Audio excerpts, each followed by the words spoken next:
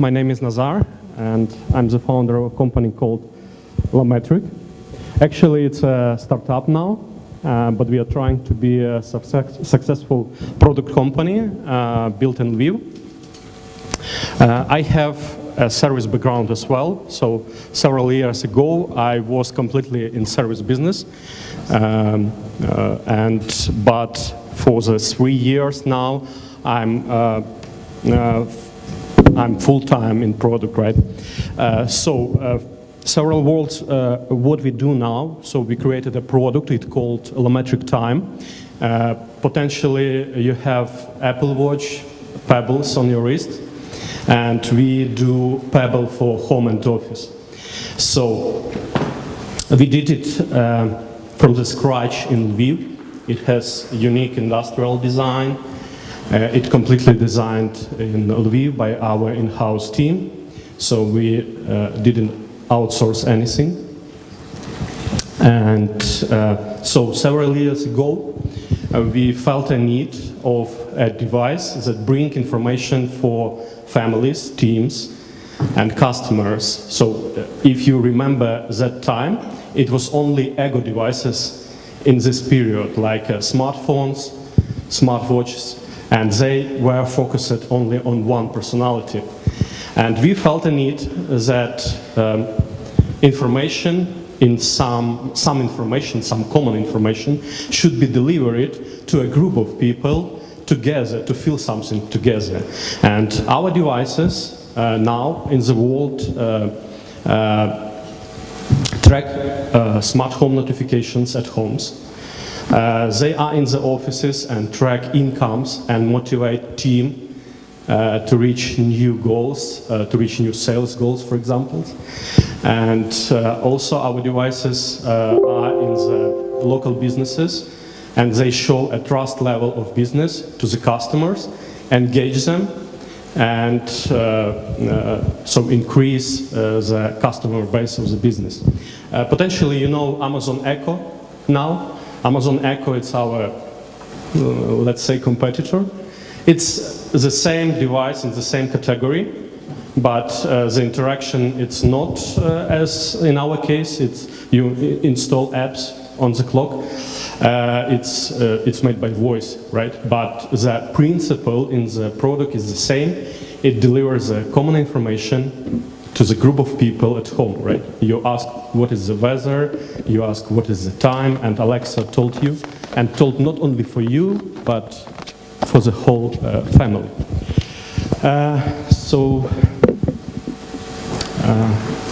I want to share today our story and principles that helped us to reach some results. So, one moment. So, on this slide you can see our story. So we started 3 years ago. As I said, we were a service company called Lemberg, and we decided to incubate product to make a spin-off, right? A product spin-off. And it was 3 years ago. We started to. We had this idea. We started to prototype, and after a year of prototypes, we launched a Kickstarter campaign. We were quite successful. We raised around $400,000. Then we built a product with a famous Foxconn that built devices for Apple. And after a year of development, we delivered thousands of devices across the globe. And around 70% of devices are active right now across the globe. And they are located in different offices, homes, and it's a quite good indicator because most of products are not used after they are bought, right? And for us, it's a good thing that most of devices are still used, and it's majority of the devices. And this year we got a Red Dot Award for the reinvention of table clock. And now we are trying to make a company successful, increase sales, and move forward, right? So we would like to sell more, go to the offline sales, etc. So we got some success. We are not yet a successful company, but we are trying to be. And I would like to share some insights with you, what principles helped us to get such result as we did.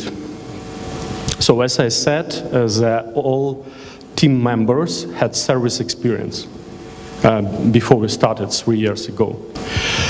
What we did, first of all, we decided to make a separate physical space for the product team. Why it's important? It's very important because service business is overloaded with engineers. And when you build a product, you need a little bit different corporate culture and ecosystem to make it successful. First of all, product people should be obsessed about the customer, right? In service companies, people are obsessed about technology. In product company, you need to know one industry knowledge very deeply. And in service company,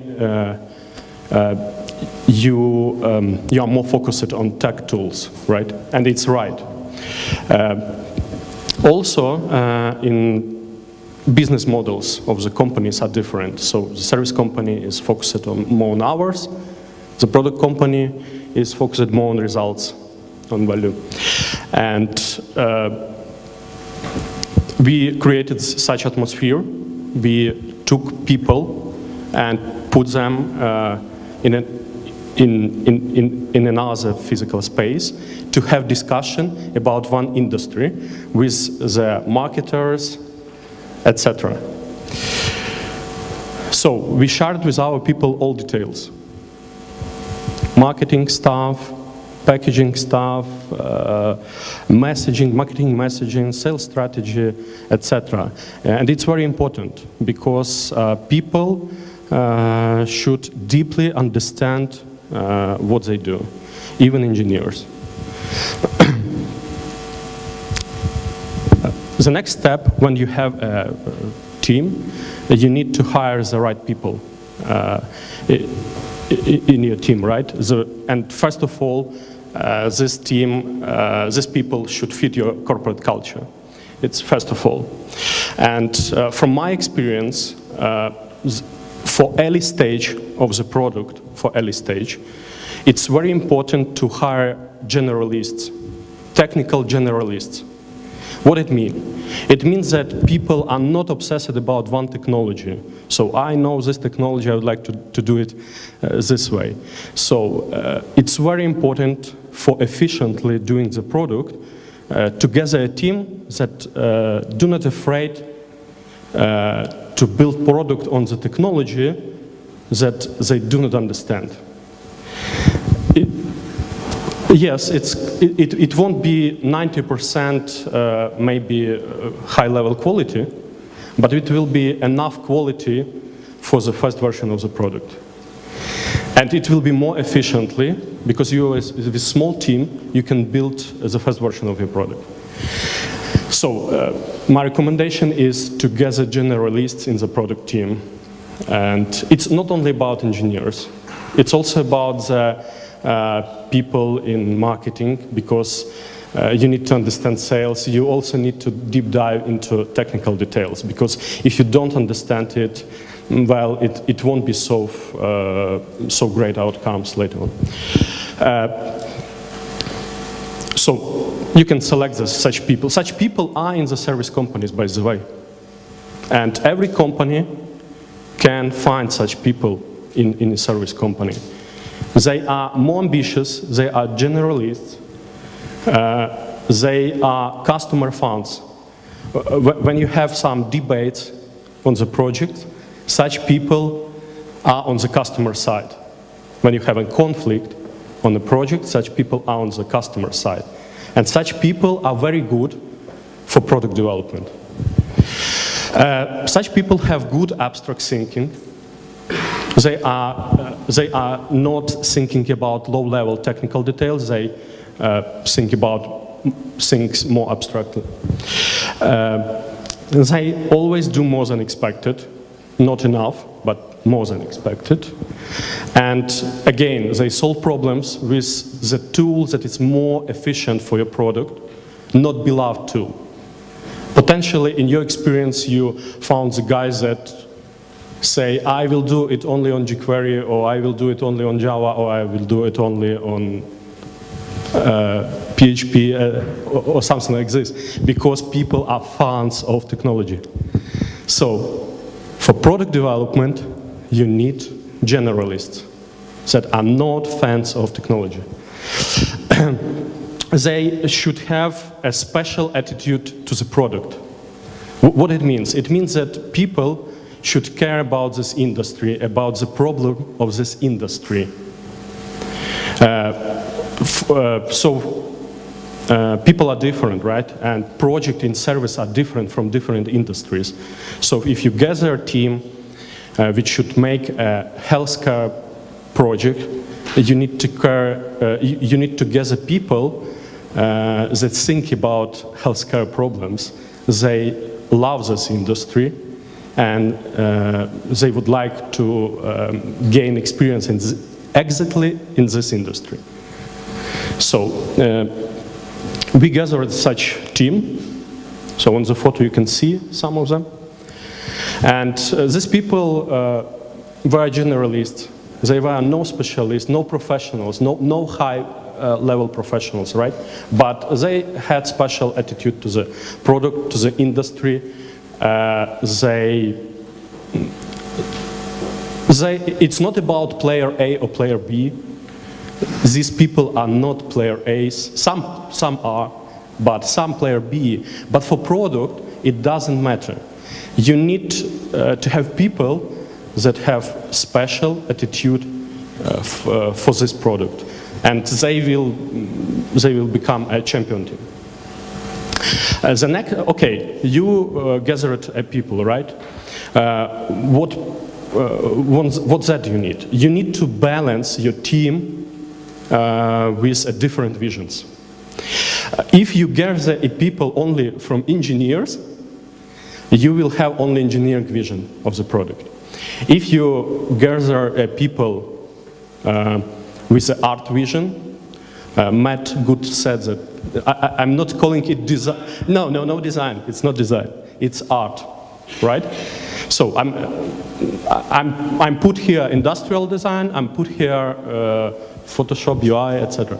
Art, all right? And you need to have people with a product vision. You should have it balanced.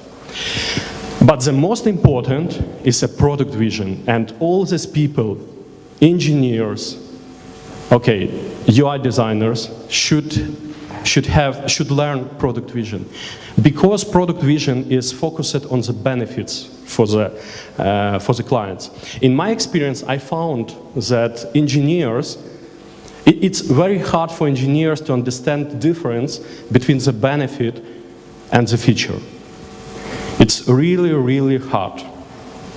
To understand this person should think very deeply about the industry where the product is, and to understand what benefits. For example, for a clock, right? You see this. Engineer will say that it is an icon, right? It's an icon, right? But for people, for human being, it's a clock face. It's a clock face, right? You can make a product unique, creating your clock face. Like on Apple Watch, like on Pebble, you create your personal watch face. And it can be a driver of your sales, the most important driver of your sales. But for engineers, it will be just icon. For your clients, it's a clock face. It makes a clock different or unique. So it's very important to balance the team with such people, and also very important that product vision have limited resource filling. What I mean? When you build a product, you have limited resources. And engineers, They like engineering. They don't care about resources in most of times. In most of cases, they like engineering, and they will motivate product leaders. Let's do this feature. Let's do that feature. But this feature cannot be so important for the product right now, and it's not important to spend resources on it. The same about UI designers. Let's do this form more nice, more awesome, etc. But it could be not important at this stage.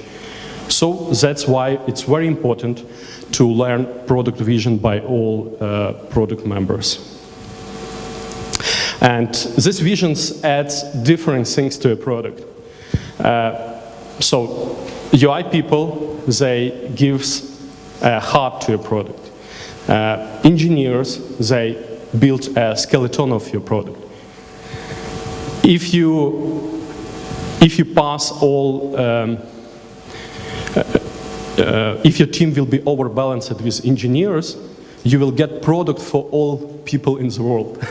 But the problem is that you should target your product on some target audience. And product vision, it gives a face to your product. It gives a face and target your product on some audience, right? It gives human being characteristics. For example, your product is for men from 35 to 54 years old, and such people have different needs than people from 25 to 35, for example, right? But from engineering perspective, it's the same. That's why all should learn product vision and give a priority, right, to product vision. Okay, you have your team balanced. After that, you need to share everything about the product with your team, everything, as I told. And everything starts from the mission of the company, from a vision, from the product strategy, marketing strategy, sales strategy.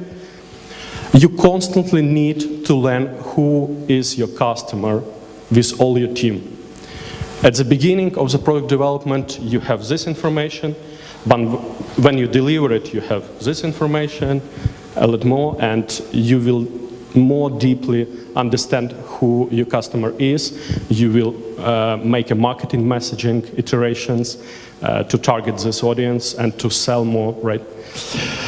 So you can combine your team with a mission and sales, because product, right?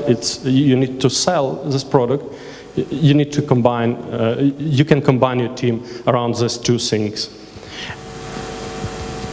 For example, for our company, we have a mission to decorate home and business environment with intelligent objects and get people to natural information perception. So, and we start from clock category at home and building a company on the edge of consumer electronics and home decor industries. And when you have some debates in your product team, you can ask your team, you can justify every solution by answering on two questions. Does it fit with our mission, first of all? And second, does it increase sales? Is it have an impact on sales? Is it important to do this feature? And when you start thinking from that perspective, all your team members, you will easily understand what is important, what's not important now. And for example, if you have analytics that 50% of your audience come from mobile devices and you have not mobile version of your site, so it's priority, right? Because you lose 50% of your customers in sales funnel, right? So, and you can start thinking from sales, go deeply to every single feature, and you will understand it's important or not. The next thing which is important when you're building a product, it's challenge your team. And it's very good for leaders to build a process to challenge the team constantly. So team should be constantly challenged during the cycle of development.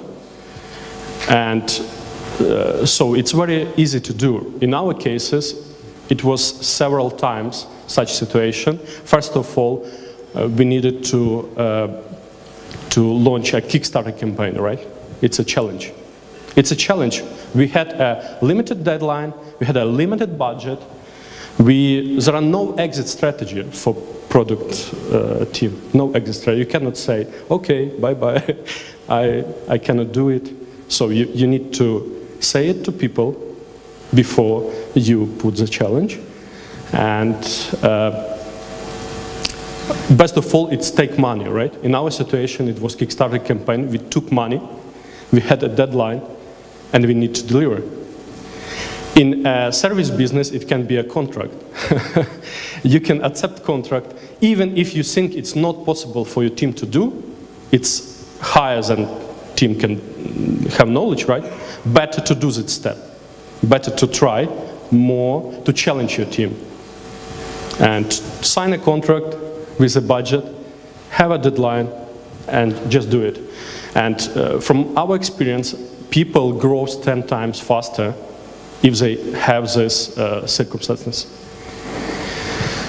And again, in our situation, we have preparation to Kickstarter campaign. When we won Kickstarter campaign, we need to deliver. We took money, and we need to deliver. And now we need to grow our sales.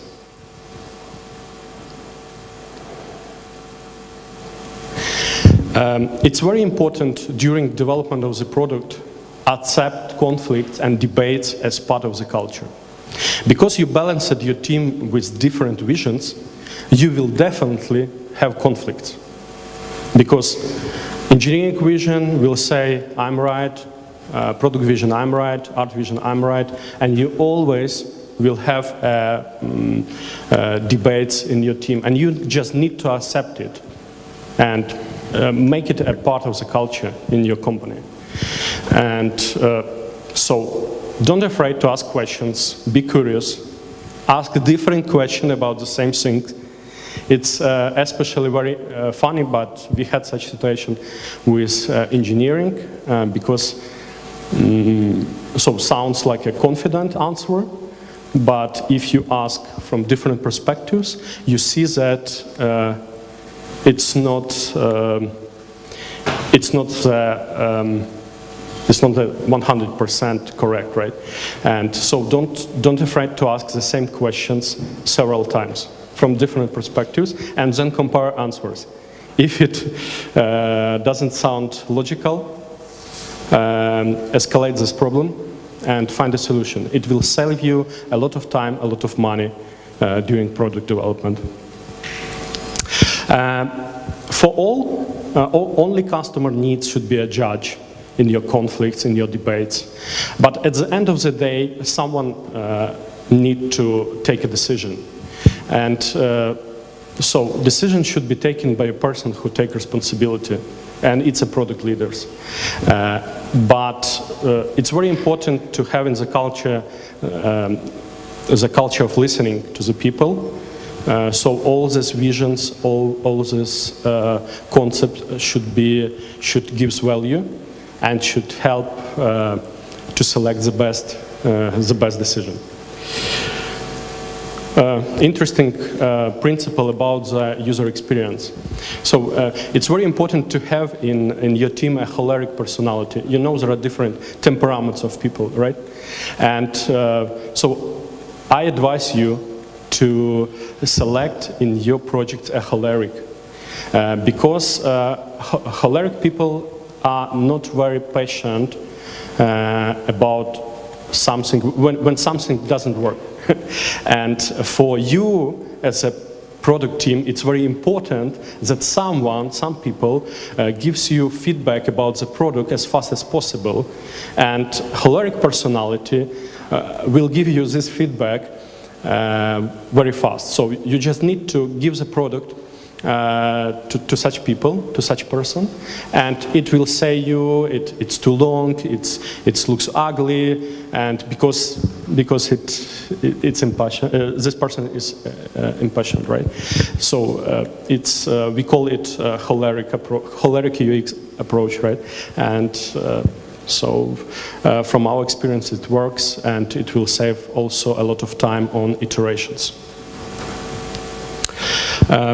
Another good principle in product development is frugality, and so in all your decisions you need to keep this principle, because again, engineers love engineering, and they will build new feature and new feature and new feature, but is this needed for the product? The same about UI designers. They will design, they like to design interfaces, etc. But is it really needed for the product? You need to ask these questions. Potentially, we do not need to develop ourselves. We need to buy software as a service solutions. In our situations, we did it several times. For example, when we needed e-commerce, right, to sell product via online channel. And so do we need to develop our own store, or we just buy a Shopify account? So you will get different answers. Engineering say we need to develop, product owners or marketers say it's better to save money. So it's very nice to train your people frugality in all decisions, especially on the early stage of the product when you have very limited resources to get the goal.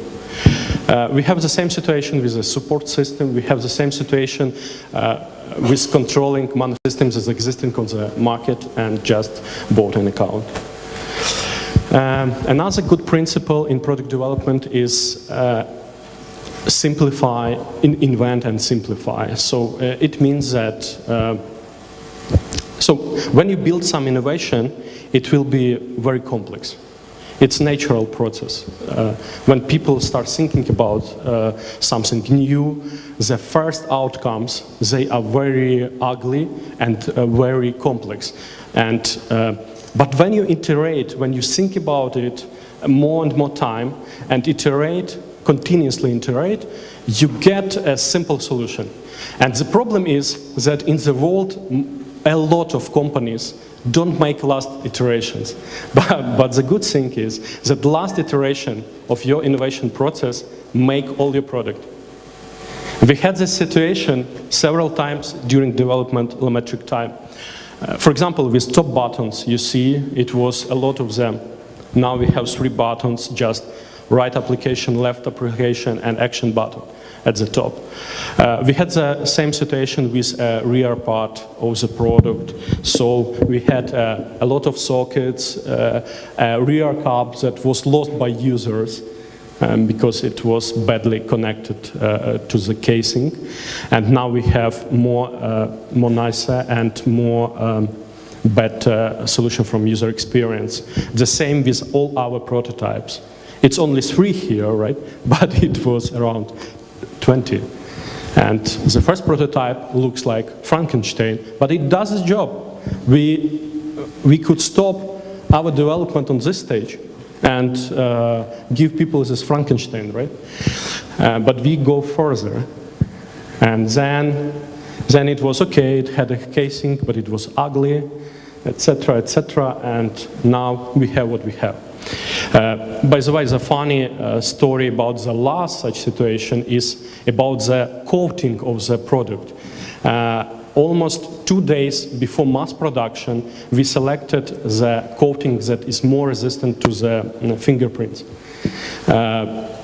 Before this, we had a coating that is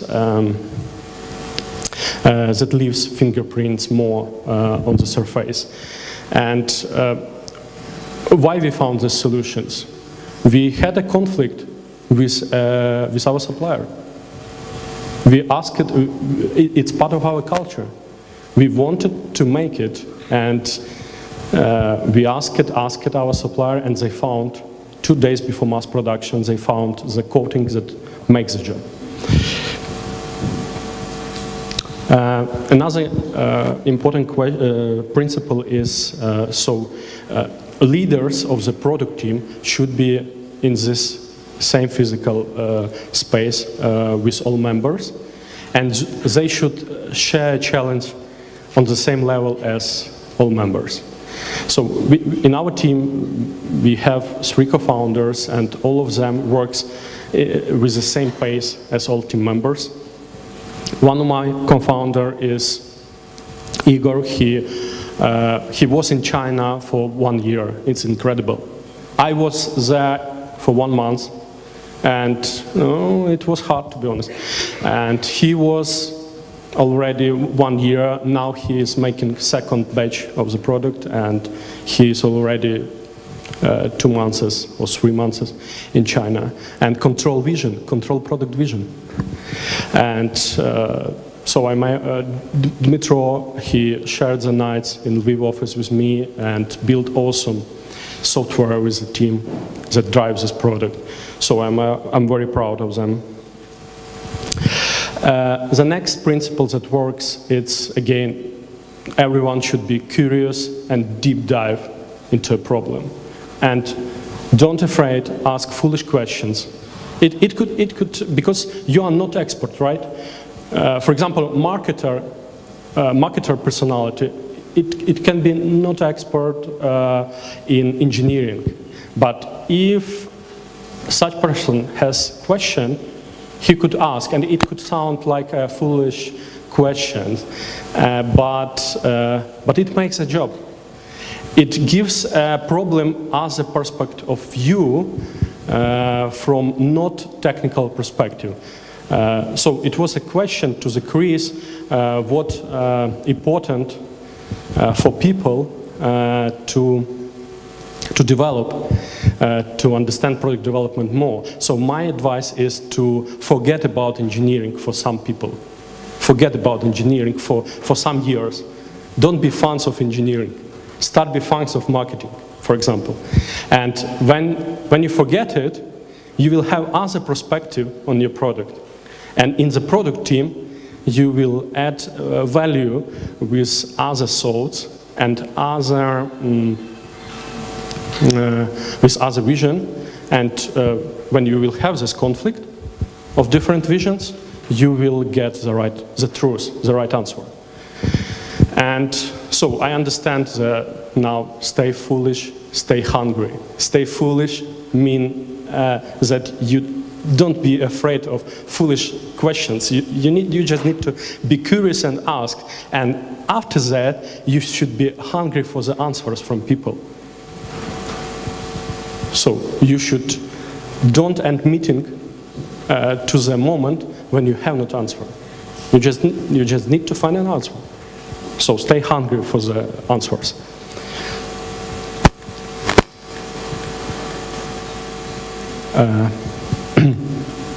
For sure, your product team, they are not experts in all things, and it's definitely true.